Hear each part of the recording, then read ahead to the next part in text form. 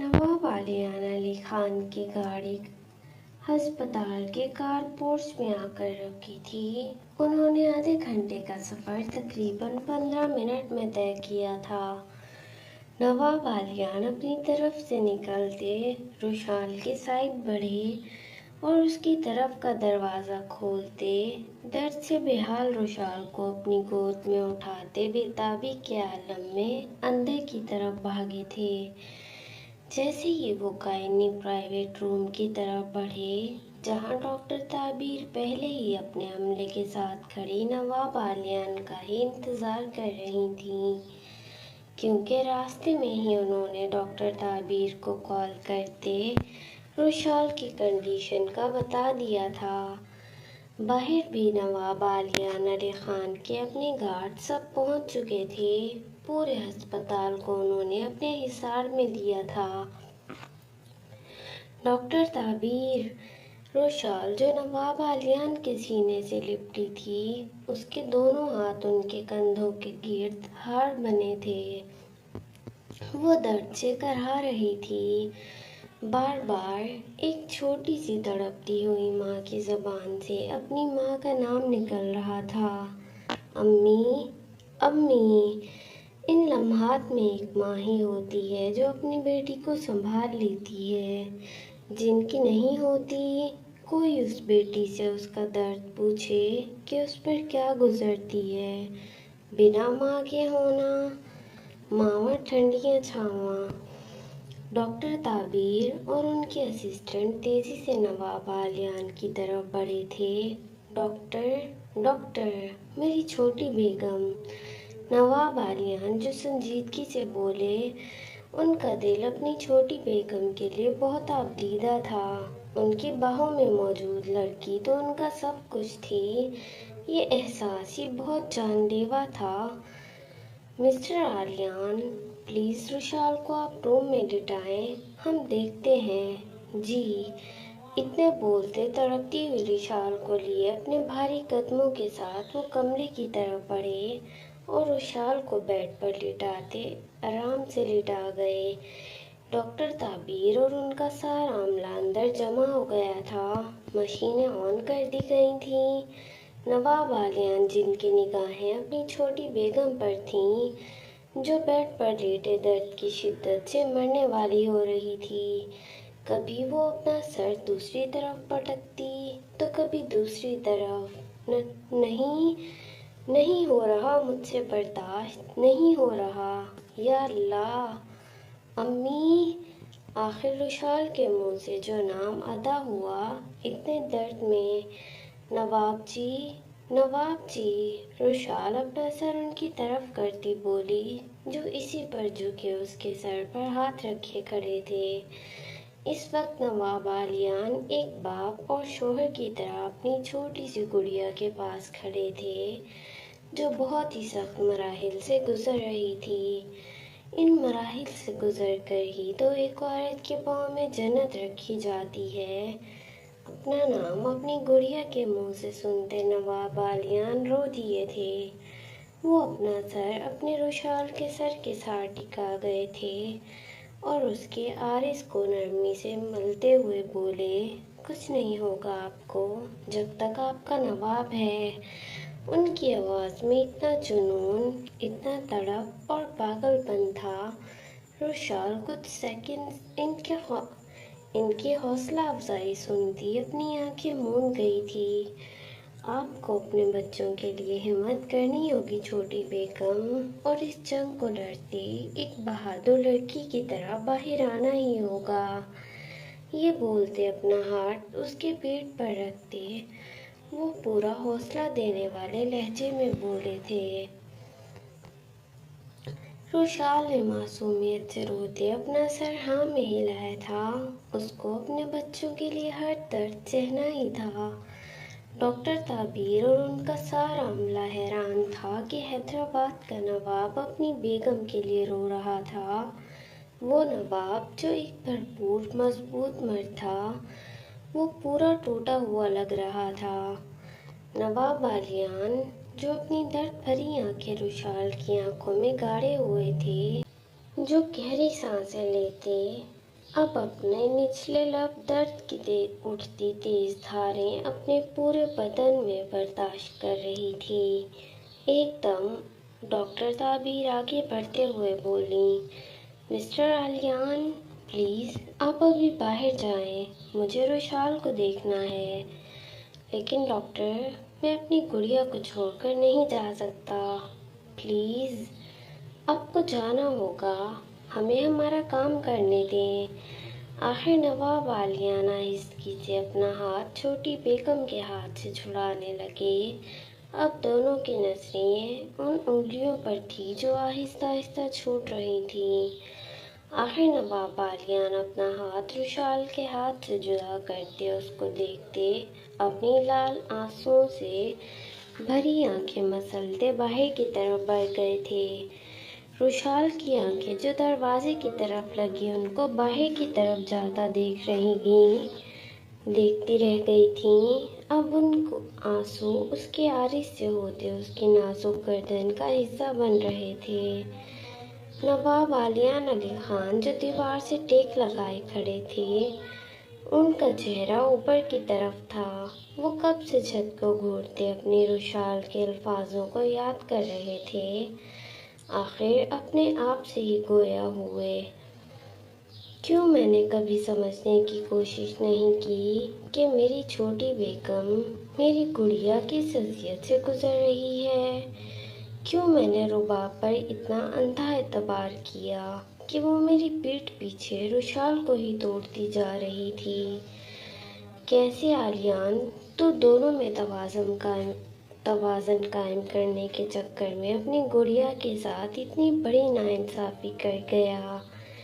یہ سوچتے ہوئے نواب عالیان کے آنسو بنا کسی رکاوٹ کے ان کے سرخ عارض پر پھسلتے جا رہے تھے۔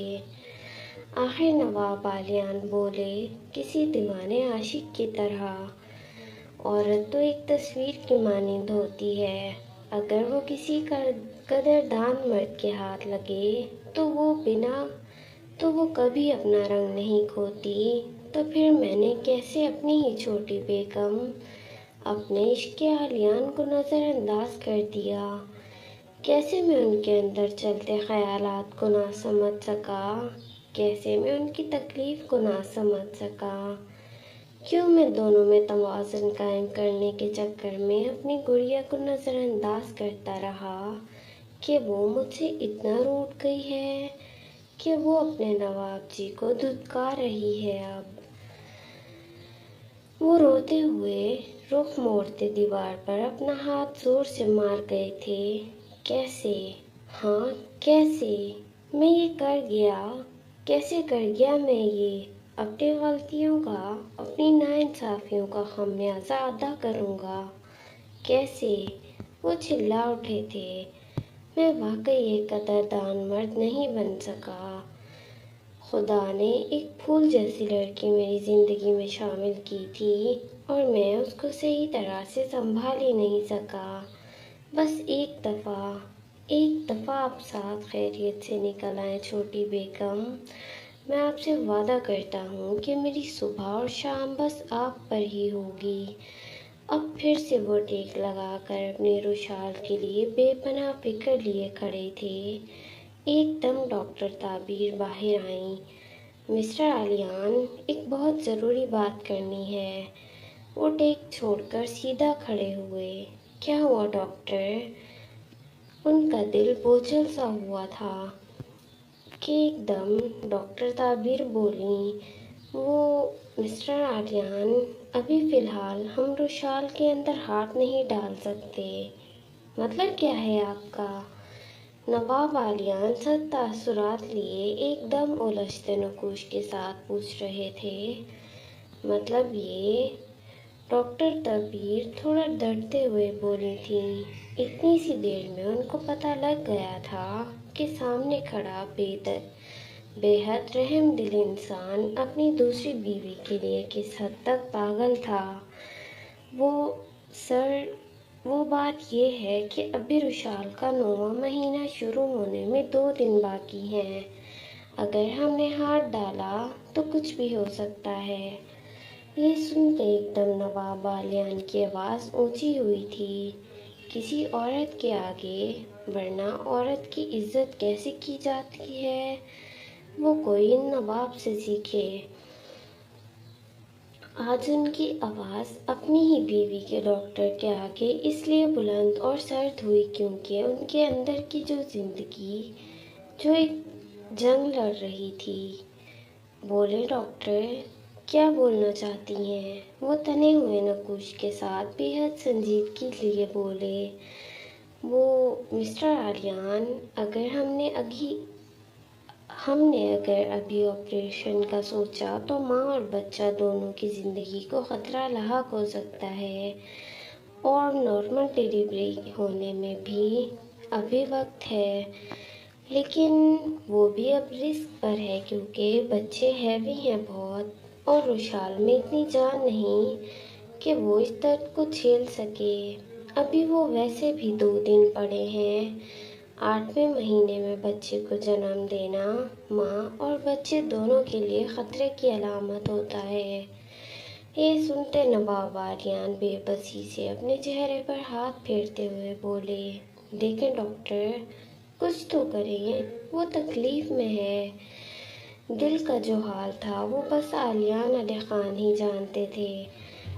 دل کر رہا تھا کہ خود کو ایسی سزا دیں کہ ان کے شہر کے لوگ اپنے نواب کا انجام دیکھیں کہ کیسے انہوں نے اپنی چھوٹی معصوم سی بیوی کی معصومیت ختم کرتے اس کو ایک مجسمہ بنا ڈالا تھا۔ انہوں نے اس ننھی سی گڑیا کو اتنی تکلیف دے دی تھی۔ دیکھیں مسٹر عالیان، ہمیں انتظار کرنا ہوگا، اس وقت میں ہاتھ نہیں ڈال سکتی ابھی۔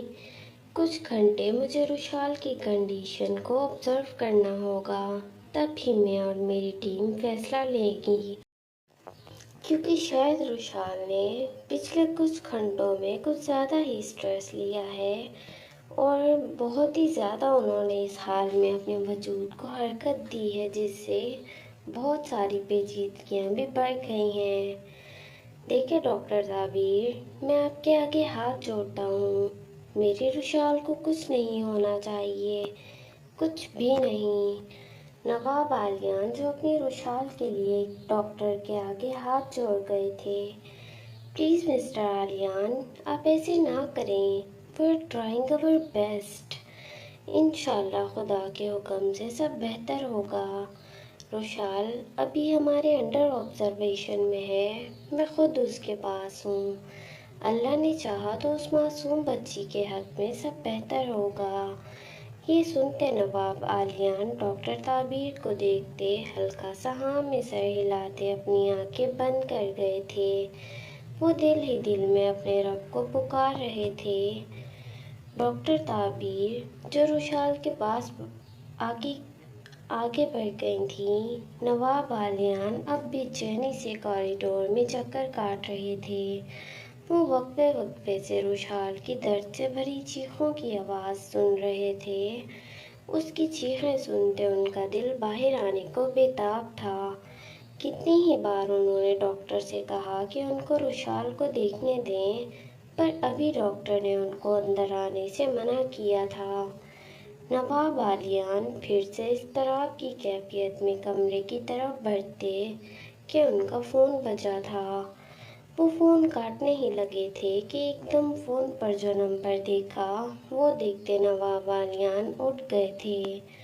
وہ حیدرآباد کے کمشنر کا نمبر تھا جس سے نواب عالیان کے اچھے تعلقات بھی تھے۔ ہیلو جی کمشنر، بولو۔ سلام کرتے نواب عالیان وجہ پوچھ گئے تھے ان کو، جہاں اپنی بیگم اور بچوں کی فکر تھی وہیں وہ اپنے شہر سے بھی غافل نہیں ہو سکتے تھے۔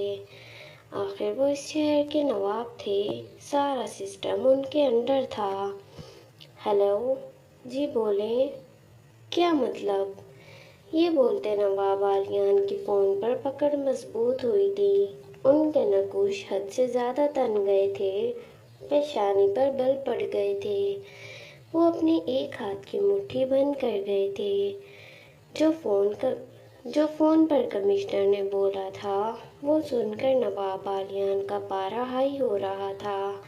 اس شہر میں کسی کی اتنی مجال نہیں تھی کہ وہ نواب بالیان کی ذاتیات، ان کی ذاتی زندگی، ان کی فیملی سے متعلق کوئی بات کر سکے، اور یہاں تو کمشنر ان کی بیوی رباب کے بارے میں بات کر رہا تھا۔ ایک دم نواب بالیان فون پر گرج اٹھے تھے۔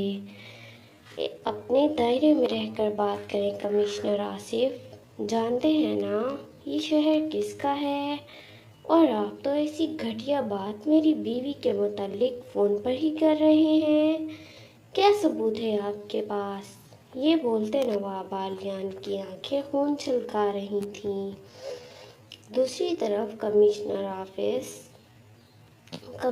آصف جو اپنے شاندار آفس روم میں بیٹھا تھا، اپنی پیشانی مسلتے ہوئے بولا، دیکھیں نواب صاحب، ہم جانتے ہیں کہ یہاں کا سسٹم بھی آپ کا ہے، لیکن آپ کی بیوی ہمیں جہاں سے ملی ہے ان کو ہم ایسے نہیں چھوڑ سکتے۔ کچھ تصویریں ہیں جو کہ میں آپ کو بھیج رہا ہوں۔ جب آپ آئیں گے خود پولیس اسٹیشن تو ہم آپ کی بیوی کو خود آپ کے ساتھ بھیج دیں گے، لیکن آپ کو خود آنا ہوگا۔ جو ان کے ساتھ تھا وہ بھی بہت بااثر آدمی ہے، وہ نکل گئے تھے یہاں سے، پر یہ وہاں پولیس کے ہاتھ پکڑی گئیں۔ کیا نام تھا اس کا؟ نواب بالیان سنجیدگی سے دہشت کے عالم میں پوچھ گئے تھے۔ نواب صاحب، اس انسان کا نام ہے فیصل گیلانی۔ یہ نام سنتے نواب بالیان کے پاؤں تلے سے زمین نکلی تھی۔ زبان نے اور لفظ ادا کرنے سے انکار کر دیا تھا۔ آخر اپنی پہلی سانس کے ساتھ وہ ٹک کر بہت ہی دھیمی آواز میں بولے، فیصل گیلانی اور رباب۔ یہ بولتے ہوئے بھی نواب بالیان جو پہلے ہی ٹوٹے ہوئے تھے، ان کا وجود اور زیادہ زلزلوں کی زد میں آیا تھا۔ نواب صاحب پلیز آپ اپنا واٹس ایپ چیک کریں، میں نے بہت کچھ آپ کو بھیجا ہے، پر یقین مانیں مسز بالیان آپ کی وائف ہیں، اسی لیے ہم ان کی پردہ داری کر رہے ہیں۔ آپ آ جائیں، ہم آپ کی وائف کو آپ کے ساتھ کر دیں گے۔ یہ بولتے کمشنر نے فون رکھ دیا تھا، اور نواب بالیان جو بے یقینی سے کھڑے تھے، ان کا روم روم اس وقت درد کا شکار تھا۔ شاید بے وفائی کا درد، وہ بھی اس عورت سے جس سے ان کا 8 سال کا تعلق رہا تھا۔ ابھی نواب بالیان اپنی ہی سوچوں میں گم تھے کہ ان کا فون بجا۔ نواب بالیان نے کانپتے ہاتھوں کے ساتھ اپنا واٹس ایپ کھولا، اور سامنے جو دیکھا وہ دیکھتے نواب بالیان کے ہوش ہوا ہوئے تھے۔ پوری روح اندر تک نواب بالیان جیسے حوصلہ مند انسان کی کانپ گئی تھی، کیونکہ ان کا پورا واٹس ایپ صرف فیصل گیلانی اور رباب کی تصویروں سے ہی نہیں، بلکہ رباب کی اور بھی بہت سارے لڑکوں کے ساتھ الگ الگ پوزز کی تصویروں سے بھرا ہوا تھا۔ رباب بہت ہی شارٹ وائٹ ماڈرن ڈریس میں حیدرآباد کے کلب میں فیصل گیلانی کی گود میں بیٹھی ایک ہاتھ سے وائن پی رہی تھی اور ایک ہاتھ میں سگریٹ تھا۔ بہت سی تصویریں رباب اور فیصل گیلانی کی ایسی تھیں جن سے ان کے گہرے بے باک رشتے کی پہچان ہو رہی تھی، اور کئی تصویروں میں تو رباب بہت سے آدمیوں کے ساتھ اکیلی بیٹھی جوا کھیل رہی تھی، اور کئی جوان لڑکوں کے ساتھ ڈانس کرتے ان کے ساتھ بہت ہی زیادہ ٹچی ہو رہی تھی۔ یہ سب تصویریں دیکھتے نواب بالیان نے فون اٹھا کر دیوار پر مارنا چاہا تھا۔ جس عورت کو انہوں نے اتنے سال تک مہارانی کی طرح اپنے دل کے اونچے مقام پر بٹھایا تھا، آج وہ ایک ویشیا بنتے، ایک پاک رشتے کے تقاضے کو بھرے بازار میں نامحرم مردوں کی پسند کا سامان بنتے تار تار کر رہی تھی۔ آج پتہ لگا تھا نواب عالیان کو ایک چھپی ہوئی وحشیہ عورت کون سی ہوتی ہے، جس کے نزدیک نکاح جیسا پاک رشتہ بس ایک خالی کاغذ کی طرح ہوتا ہے، جس کو وہ ایک سرٹیفکیٹ کے طور پر اپنے شوہر کی ہی ناک کے نیچے سرعام فحاشی کا بازار گرم کرتی ہے۔ نواب عالیان فون بند کرتے تیش کے عالم میں خون اترتی آنکھیں لیے اپنے بھاری قدموں سے باہر کی طرف بڑھ گئے تھے۔ آج ایک شوہر کو اس کی 8 سال کی وفا کا یہ صلہ ملا تھا، تو اس کا حساب تو ایک وفادار شوہر نے اپنی بے وفا بیوی سے پورا کرنا ہی تھا نا۔ کچھ ہی دیر میں نواب عالیان کی گاڑی پولیس اسٹیشن کے باہر تھی۔ آج نواب عالیان علی خان پہلی دفعہ ایسی جگہ پر اپنے گارڈز کے بنا آئے تھے۔ وہ جگہ جہاں وہ قدم ہی رکھتے تھے تو پورا سسٹم ان کے پاؤں میں جھک جایا کرتا تھا۔ آج وہیں ان کی عزت ان کی بیوی نے ہی ان کی عزت کی نیلامی کر ڈالی تھی۔ وہ جگہ جہاں نواب عالیان سر اٹھا کر پورے رعب اور دبدبے کے ساتھ آتے تھے، آج پہلی بار زندگی میں ان کی آنکھیں جھکی ہوئی زمین پر لگی تھیں۔ نواب عالیان اپنی بلیک چادر گلے میں جھٹکتے غصے کے عالم میں اندر کی طرف بڑھے تھے۔ ان کی پرسنالٹی آج بھی جانبدار اور شاندار تھی، لیکن نواب عالیان اپنی نظروں میں خود کو بہت ہی زیادہ گرا ہوا محسوس کر رہے تھے۔ انہیں ایسے لگ رہا تھا کہ ان کے جسم اور روح پر بس ایک بے وفا عورت کے دیے ہوئے داغ ہی داغ ہوں۔ جس عورت کو انہوں نے ہر سرد ہوا سے بچا کر رکھا اتنے سال اور پھول ہی پھول اس کی راہوں میں بچھائے، اسی عورت نے ان کے راستوں اور زندگی کو کانٹوں سے بھر دیا تھا۔ نواب عالیان سیدھے کمشنر کے کمرے میں گئے۔ پولیس اسٹیشن میں جہاں جہاں سے وہ گزر رہے تھے، پولیس اہلکار ان کے آگے سر جھکا رہے تھے۔ جیسے ہی انہوں نے کمشنر کے کمرے میں قدم رکھا، کمشنر اپنی کرسی سے کھڑا ہو گیا تھا۔ پلیز بیٹھیں نواب صاحب۔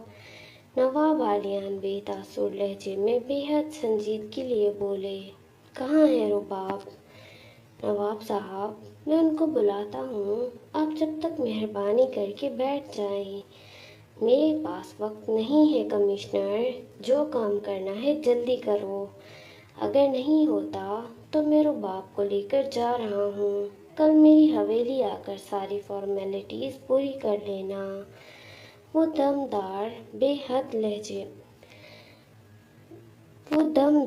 دبے لہجے میں بولے، ایسے بولے کہ کمشنر ان کے لہجے میں چھپی وارننگ سمجھ گیا تھا۔ جی جی ضرور نواب صاحب۔ راشدہ جاؤ، جا کر مسز عالیان کو لے کر آؤ۔ اس بے وفا عورت کے نام کے ساتھ اب اپنا نام سنتے نواب عالیان غصے سے اپنا ہاتھ زور سے لوہے کی ونڈو پر مار گئے تھے۔